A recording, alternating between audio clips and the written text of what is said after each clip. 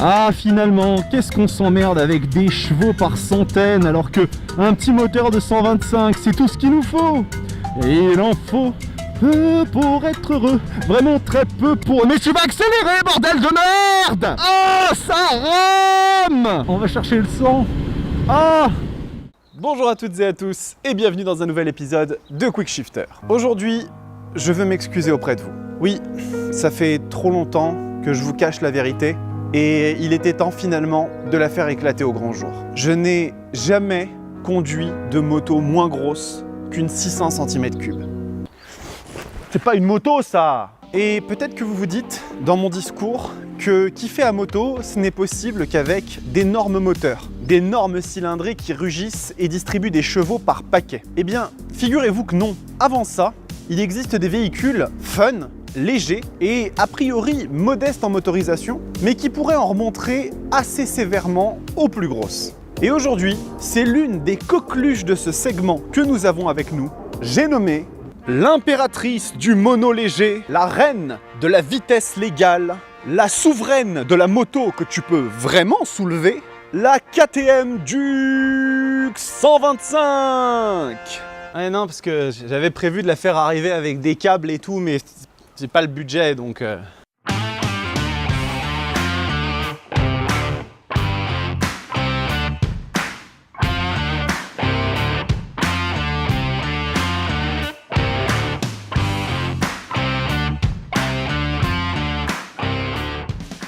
Bon, oui, vous avez remarqué, la moto est mouillée, il pleut. Bon, j'y peux rien, on fait avec.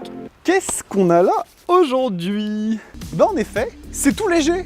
Elle est presque moins lourde que moi la moto. Je suis pas gros. Cette machine, c'est donc la KTM Duke 125. Une moto qui vient rajouter un deuxième opus dans notre grande saga Espace Murite et dont le deuxième épisode s'intitule Le Seigneur des Brels, les deux bielles.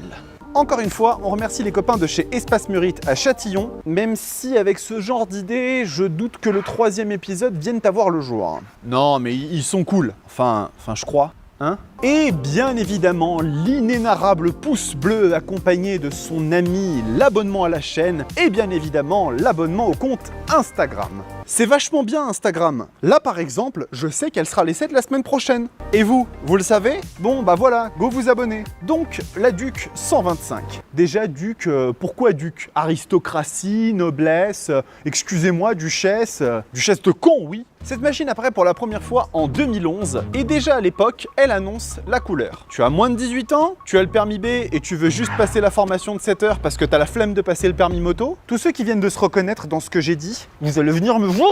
Il faut passer le permis moto. C'est important de passer le permis moto. Vous savez, la moto c'est la liberté, l'extase, la classe. Bref. On revient à la Duke. Cette machine, c'était un petit peu le concept du roadster sportif, mais version 125 cm3. À l'époque, on avait déjà une fourche inversée, du freinage radial, de la Durite Aviation. Elle ne sortait que 15 chevaux, mais avec ses 128 kg et son équipement, elle avait finalement tout d'une grande. Et la Duke 125 n'a cessé d'évoluer, que ce soit sur son look ou sur son équipement, ce qui fait qu'aujourd'hui, on a véritablement une Super Duke 1290 miniature sous les yeux. Est-ce qu'elle va faire honneur à sa grande sœur une fois en selle? Bah, en selle? C'est pas avec ce genre de punchline à la con que je vais me faire des abonnés, moi.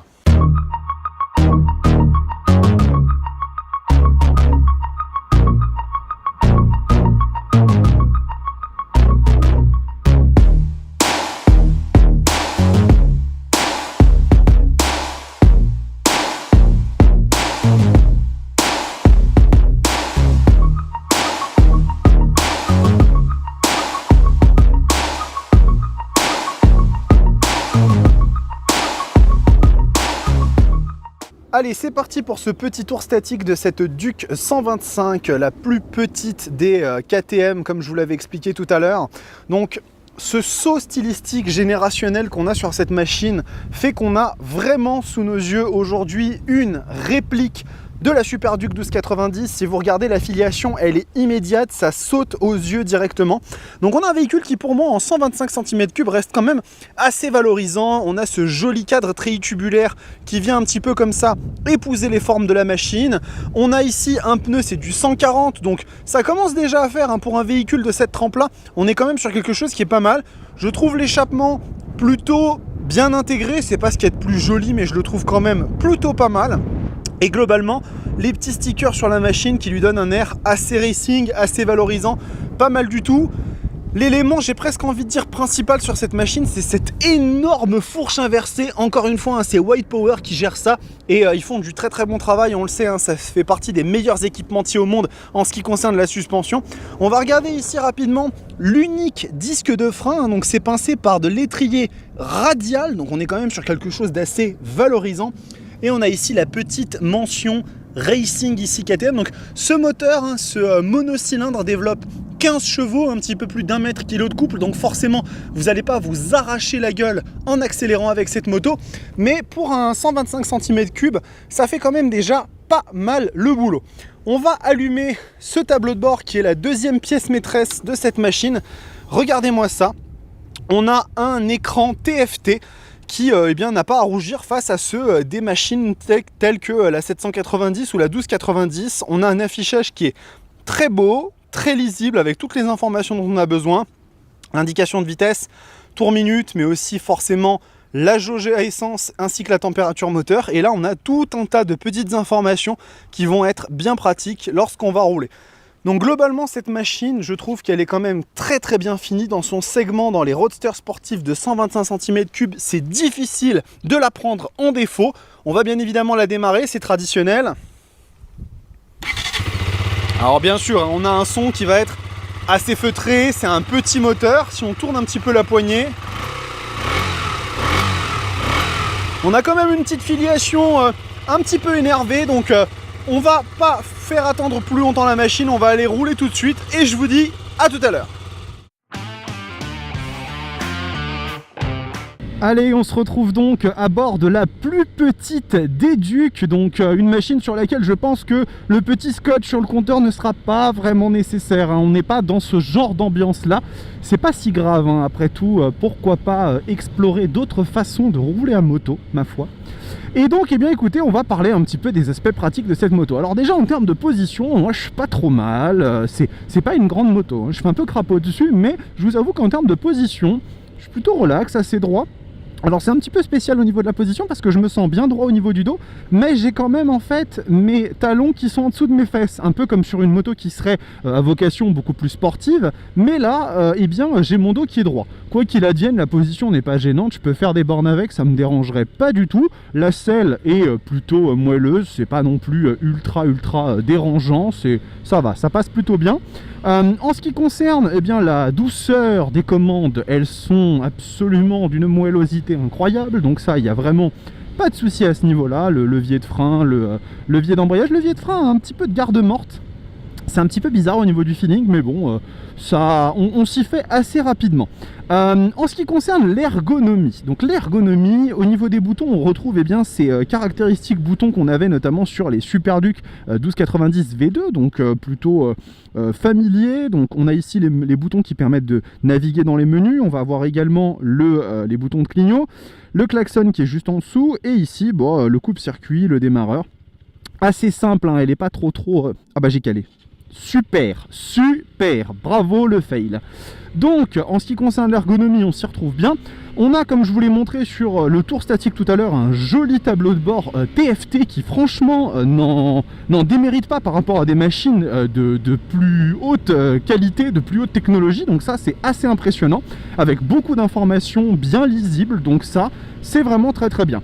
Rétrovisibilité au niveau des rétroviseurs, c'est bien, hein, on a une belle visibilité, c'est pas... Moi je trouve ça assez correct, hein. J'ai lu des magazines qui disaient que c'était pas foufou, je trouve ça pas nécessairement vrai quoi. Ensuite, bien évidemment, sur une machine de ce type-là, on veut parler de maniabilité. Donc en termes de déplacement, maniabilité, c'est un véritable jouet, hein. Elle pèse 139 kg tout plein fait, donc elle est excessivement légère à manipuler, voire même des fois j'ai eu un peu peur parce qu'elle engageait sur les courbes, parce que vraiment le poids en fait de la machine est si léger par rapport à ce que j'ai l'habitude de conduire que on se fait un peu surprendre. Néanmoins, ça reste quand même hyper agréable à manipuler quoi.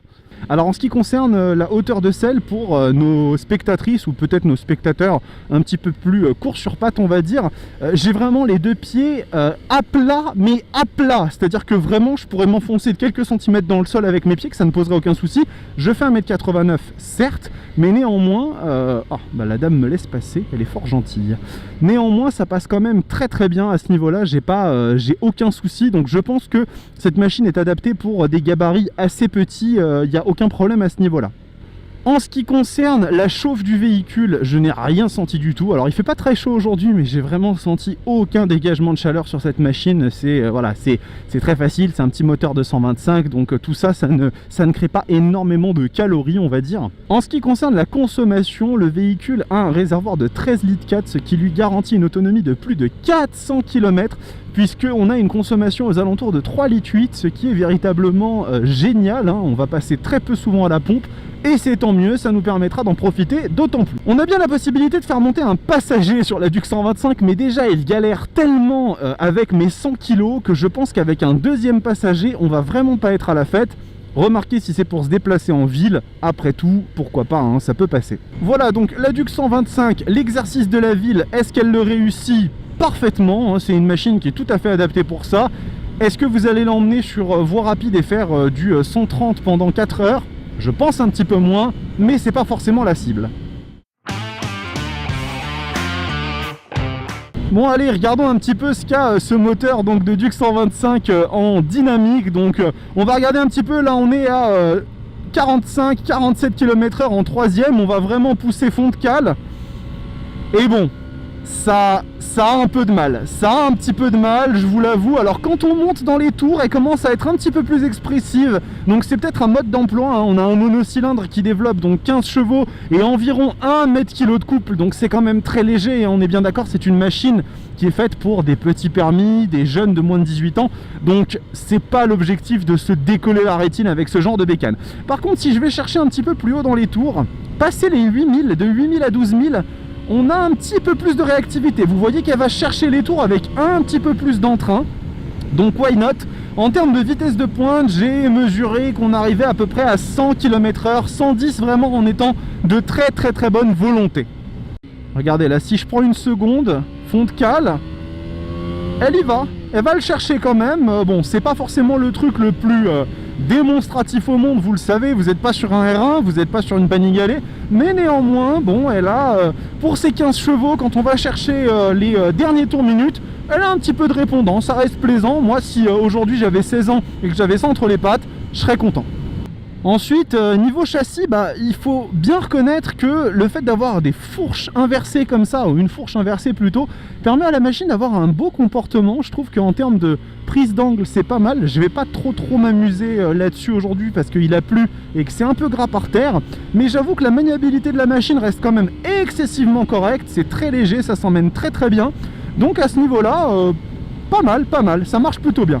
En ce qui concerne le freinage, on a quand même du radial, ce qui est pas si mal. Donc quand on va essayer de freiner la moto, ça ralentit plutôt quand même assez bien. Faites quand même attention sur des freinages d'urgence. Je remarque que ça mouline un peu, donc essayez d'anticiper un peu vos trajectoires. Mais vu les vitesses que prend l'engin, à mon avis, ce sera pas nécessairement un truc qui va vous arriver tous les jours. Puis voilà, vous savez, cette Duke 125, c'est un peu une machine sur laquelle on va avoir un comportement différent à moto. On va rouler un petit peu plus coolé, un petit peu plus tranquille. C'est une machine qui est vraiment faite pour faire de la ville, tranquillement, sans se prendre la tête. Ça marche très très bien pour ce que c'est, et en réalité, quand on combine l'ensemble des choses, à savoir le look, l'équipement, la finition, je trouve qu'on en a quand même pas mal pour son argent. En ce qui concerne aussi le travail d'amortissement de la machine, je trouve que ce dernier n'est pas mauvais du tout, hein. La fourche inversée fait un beau travail. Par contre, c'est un petit peu ferme, hein. Faut faire attention, ça reste quand même quelque chose qui vous fait ressentir les aspérités, mais avec un travail qui est pas mauvais du tout. Non mais je vous jure, c'est un truc de fou, elle pèse rien cette moto.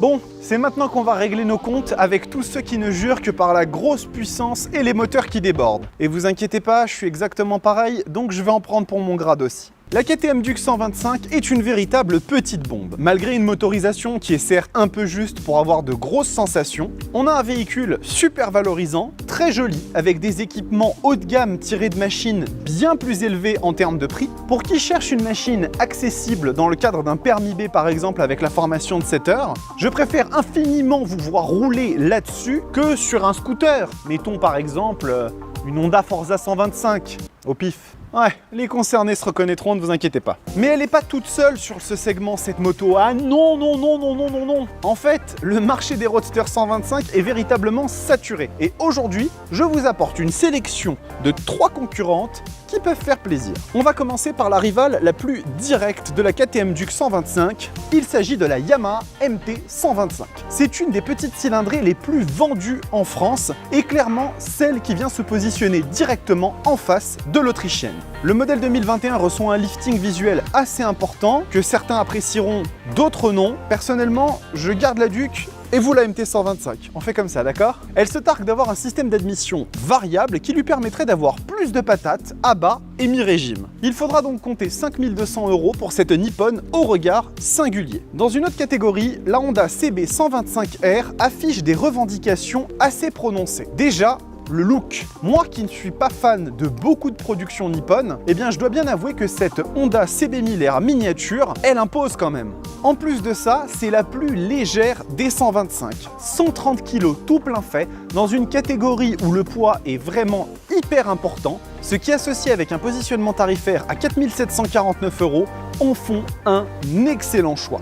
Finalement, on va aller chercher quelque chose d'un petit peu plus exotique. Vous savez que l'Italie propose toujours des machines assez sympas, et ici on va avoir la Aprilia RS 125. Alors oui, c'est une sportive 125, mais calmons-nous, c'est pas non plus la machine la plus radicale au monde, mais ça peut être une alternative hyper intéressante pour qui voudrait se faire ses premières armes en termes de sensation de conduite sur une machine de ce type-là, et en plus de ça, vous avez la possibilité d'y monter un shifter en option. Et puis bordel, c'est super cool d'avoir ça quand vous êtes jeune. Moi, je me souviens, à 16 ans, je rêvais de la YZF R125. On m'aurait donné ça à cet âge-là, j'aurais été sur un nuage. 5 400 €, ce qui en fait finalement une proposition tarifaire assez proche de celle de la Duke et de la MT 125. Finalement, cette machine se négocie à 5 250 € en neuf. Et si vous souhaitez un modèle d'occasion, je vous recommande les versions à partir de 2017 où elle a reçu un sérieux lifting graphique. Vous pourrez les trouver aux alentours de 3 500 € avec des kilométrages plutôt corrects. Qu'est-ce qu'on en conclut de cette Duke 125 finalement? Eh bien, je trouve qu'en termes d'expérience de conduite, on est sur quelque chose qui est quand même assez valorisant. La machine est très sympa, elle s'emmène facilement. Oui, bien évidemment, le moteur ne fera pas de merveille, mais quand vous êtes limité en termes de permis ou d'âge, c'est pour moi très bien pour commencer. Et en plus de ça, elle a un niveau d'équipement et le réservoir le plus important de toute la catégorie. Je pense que finalement, son titre de duchesse, elle le mérite. Madame. Cet épisode de Quick Shifter est terminé. Encore une fois, j'espère qu'il vous a plu. N'hésitez pas à me dire ce que vous en avez pensé dans les commentaires. Encore une fois, abonnement, pouce bleu et le compte Instagram. La semaine prochaine, si je réussis à caler un essai, on va faire un bond gigantesque en termes de performance. Je ne vous en dis pas plus, mais préparez-vous car le prochain essai va faire très mal. En attendant, je vous dis à la semaine prochaine. Portez-vous bien. Ciao!